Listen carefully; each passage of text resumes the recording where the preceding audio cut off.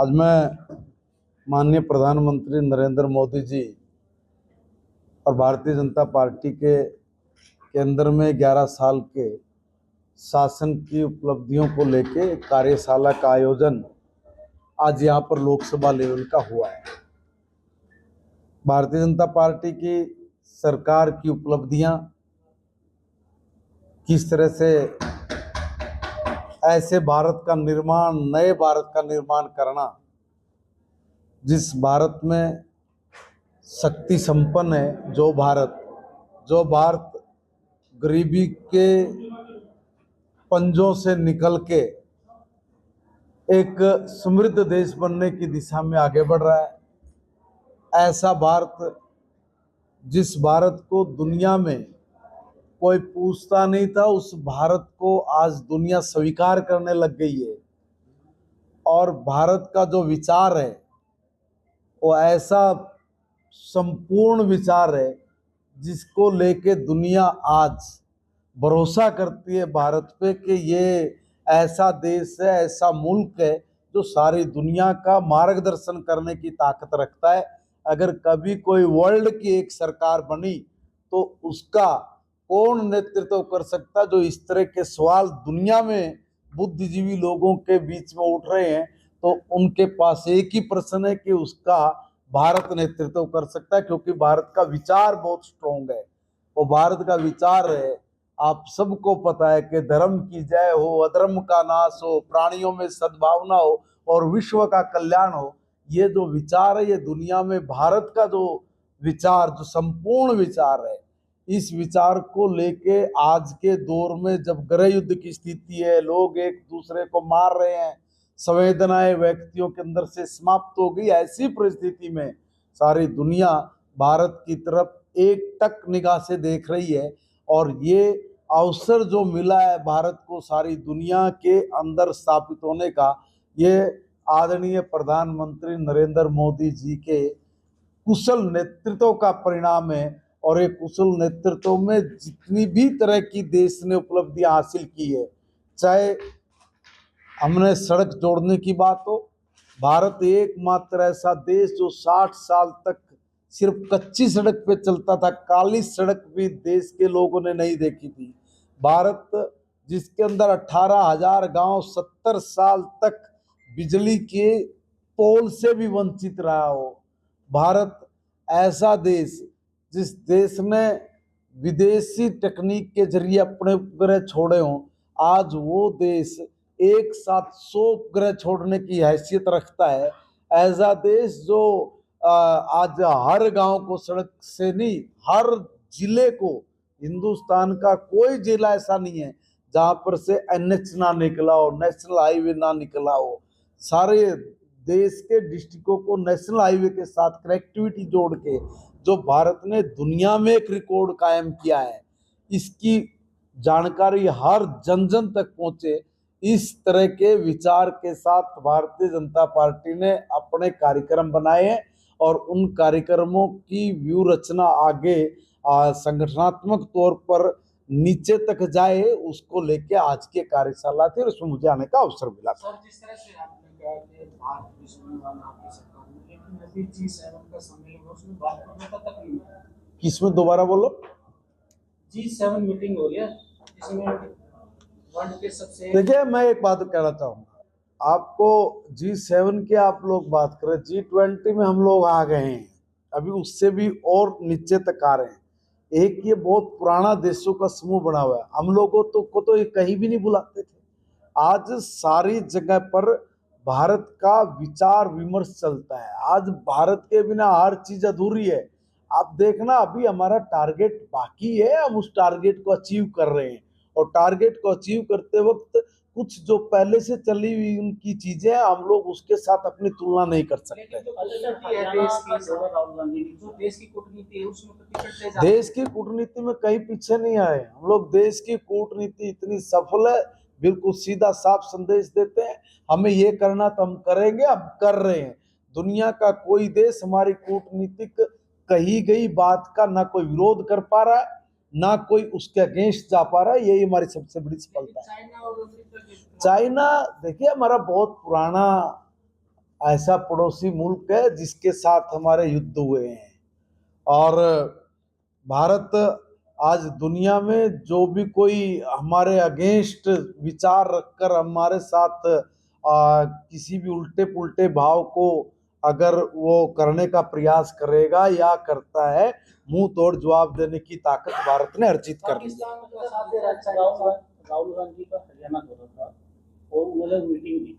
उन्होंने कहा कि अब संगठन का विस्तार होगा और सभी कार्यकर्ताओं को निर्देश दिए और एक मंच पर दिखाई दिए। मैं परसों भोपाल में था, मध्य प्रदेश में राहुल गांधी जी का दौरा था, और मैं आपको बता रहा हूं कि पूरा झीलों की नगरी भोपाल और ऐसे बड़े बड़े होर्डिंग लगा रखे, 2000 होर्डिंग मैंने गिने हैं। और अद्भुत बात यह कि जहाँ पे उनका कार्यक्रम था वहाँ 400 से ज्यादा लोग नहीं थे। ये वहाँ भी वो संगठन विस्तार के लिए गए हुए थे, और यहाँ भी उनका यही काम है। देखिए भैया, जो दल अपने जिला अध्यक्ष तो बहुत दूर की बात है, अपने प्रदेश अध्यक्ष ना बना पाया, और जिसके ने अपने संगठन में वो इतने उलझ गए हैं कि एक प्रदेश के 4-4 अध्यक्ष बनाने पड़ जाए। उनको लोग भी असमंजस में, इनके नेता असमंजस में, कौन सा अध्यक्ष है पार्टी का, कौन सा नहीं है ना। और वो संगठन को कैसा खड़ा कर पाएंगे जिस दल का राष्ट्रीय अध्यक्ष ही स्वतंत्र ना हो, अपने फैसले लेने में सक्षम ना हो, तो वो जो जेब में डाल के घूम रहे ना संविधान बचाओ की कॉपी, वो भी निरर्थक है। आप अपने अध्यक्ष के अनुरूप ही काम नहीं करते, उसके भी फैसलों को पलट देना और अपने प्रधानमंत्रियों के फैसले को पलट के फाड़ के फेंक देना, इस तरह की कार्यशैली के साथ देश का युवा नहीं जुड़ सकता, जो पेट में कुछ रखता है और जुबान पे कुछ रखता है। ऐसे दोगले लोगों के साथ देश की जनता नहीं जुड़ना चाहती, और कांग्रेस का बिल्कुल सफाया हो चुका है। लोग इनको समझ बैठे हैं कि भारत को कंगाली में लेके जाने वाले, उसकी दलदल में फंसाने वाले यही लोग हैं। आज देश बड़ी मुश्किल से पटरी पे आया है।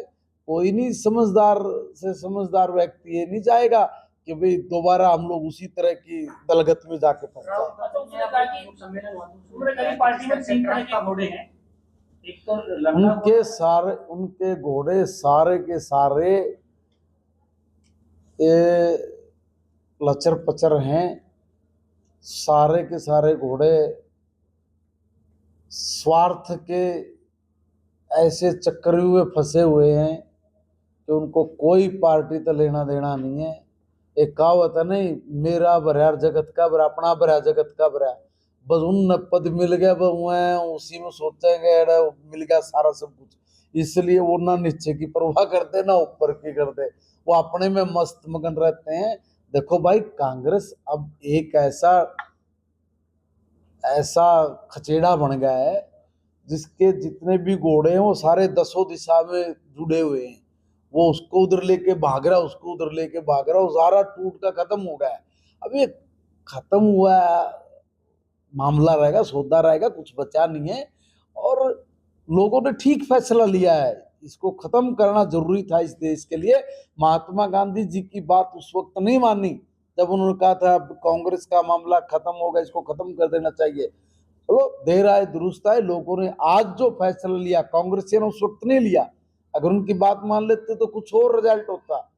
आज प्रकृति की नियति ने इस तरह का फैसला ले लिया कि खत्म होगी, होनी भी चाहिए।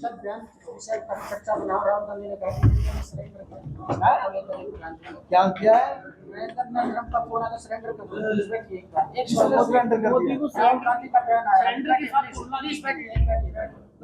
हाँ बताओ। राहुल गांधी ने अभी बयान कर दिया था कि जो पाकिस्तान का चल रहा था तो ट्रंप ने छोड़ दिया, तो एक फोन पे ही उन्होंने नरेंद्र ने सरेंडर कर दिया। देखिए ये मंदबुद्धि लोग हैं, कुछ भी कह सकते हैं। इनकी अकल घास चढ़ने गई थी।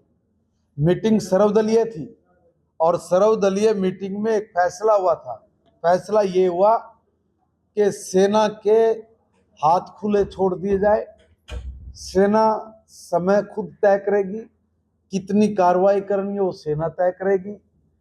अब हम लोग सेना के हवाले सब चीज करके और इस सारे काम को उनकी देखरेख पे छोड़ के आगे बढ़ेंगे।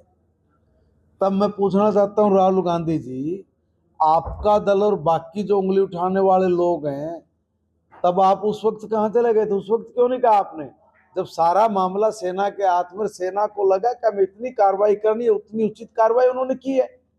अब अपनी अभी डरे हुए लोग हैं भाई, इनको लग रहा है कि ये तो सारा क्रेडिट ये तो फलाना ले गए, मोदी जी के नाम पे चला गया, हम तो रह गए। ये देखिए, कभी भी ये दलगत राजनीति से ऊपर उठ के सोचने वाले लोग नहीं है, इनकी सोच का दिवालिया निकल गया है। हिंदी से सवाल है सर, हिंदी राष्ट्रीय भाषा है, लेकिन जिस तरह से महाराष्ट्र में जो राज्य में हिंदी के लागू करने की बात है, तो राज ठाकरे ये कह रहे हैं कि हम आंदोलन करेंगे। मैं कन्नड़ भाषा को लेकर, जो कन्नड़ है वही बोलेंगे, क्या ये भाषा को लेकर भी? देखिए, हिंदी हमारी राष्ट्र भाषा है और मैं शिक्षा मंत्री होने के नाते बता दूं, मैंने तो सीधा निर्देश अपने डिपार्टमेंट को जारी किया है कि अब से कोई भी अंग्रेजी में किसी भी तरह का प्रपत्र मेरे पास ना आए, कोई फाइल ना आए, सब हिंदी में आए। उन्होंने थोड़ा समय मांगा हुआ है कि हमें जो अपनी व्यवस्था करनी कर लें और सब काम हिंदी भाषा में हो। ये हमारे लिए गर्व की बात भी है और गर्व की बात नहीं है, हमें काम करने में और आसानी हो और जो आम आदमी हर बात को समझ सके यहाँ का, उसकी भाषा में अगर आप लोग काम काज करोगे तो लोग अपनी बात को अच्छी से समझ के कर भी सकते, करवा भी सकते हैं। हरियाणा में शिक्षा मंत्रालय में हर काम हिंदी में होना शुरू हो गया।